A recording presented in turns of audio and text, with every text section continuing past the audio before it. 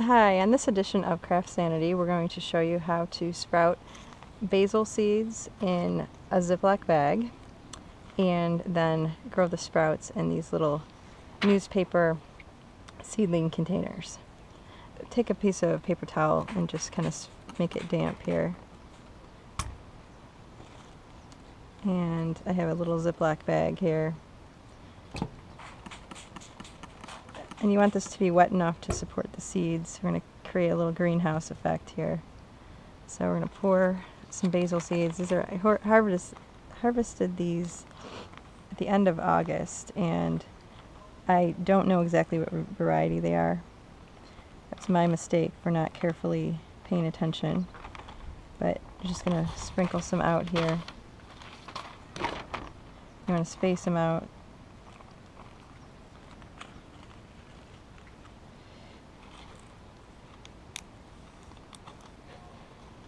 Okay. Just make sure everything's damp there. You just fold it over just like this. Pat it down a little bit. Put that into a Ziploc bag here. And then you're going to want to label this with the variety and the date of when you put it in the bag. And then I left this out on the counter, and we have an Arrow Garden light, so I left it out on the side so it kind of got a little bit of that light, but you also can just let it sit by itself and not worry too much about that. So we're going to get that out of the way, and then we're going to skip over to making one of these little guys here. This was inspired by the book Handmade for the Garden, 75 Ingenious Ways to Enhance Your Outdoor Space with DIY Tools, Pots, Supports, Embellishments, and More. This is by Susan Guagliumi, and my apologies to Susan if I've just mispronounced your name. This is a fun book. As you can see, there's a lot in here. And I really like the idea, and I've seen this other places making the rolled newspaper pots. But one of the cool things is that Susan recommends is getting one of these mini adjust-a-cups. So it's this two-piece thing. And using this, it's a great size, perfect size for making these pots. So we're going to use that today. If you don't have that, look for something else in your house that's comparable. You could also use a ice cream scoop, anything with a handle that's about the same diameter. Okay, so you're going to take a piece of newspaper. And if you have two facing pages, you can tear them in half. This is one of those inside pages, single page. You're going to fold it in half, like that, and then fold it in half one more time, just like so. And then you can take your adjust-a-cup or your ice cream scoop or whatever you want to use, and you're just going to roll it up on itself. Now I'm letting, because you can see there's it's about 1/2 to 3/4 of an inch of space at the top there. And sometimes this gets a little finicky and doesn't go exactly in line. Don't worry too much about it. It's not a big deal at all. I try to get the top part to line up.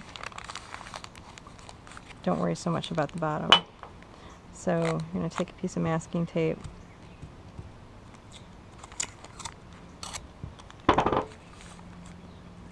just going to tape it like this, and then you're going to fold the paper down at this end and just smash it down.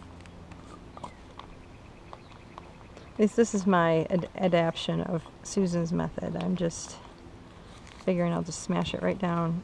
If you're using something else, you would just then take the handle of the object and push it down into the table. Very, very simple. Take another piece of masking tape.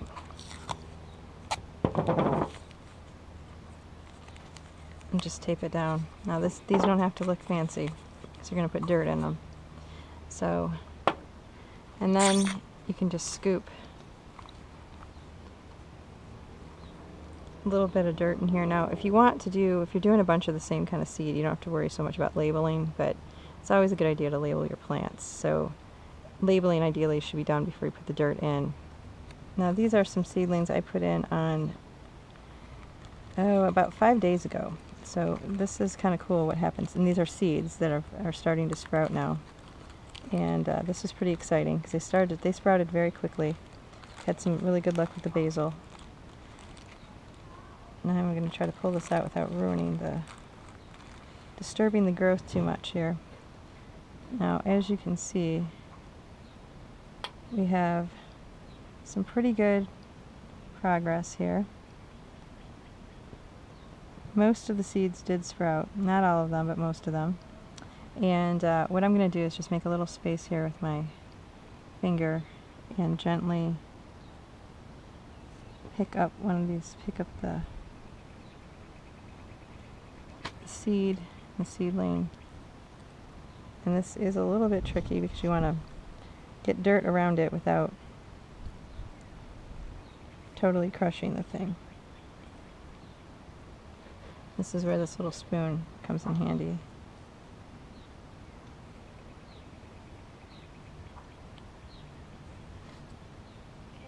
You just want to support that seedling. You can add a little bit.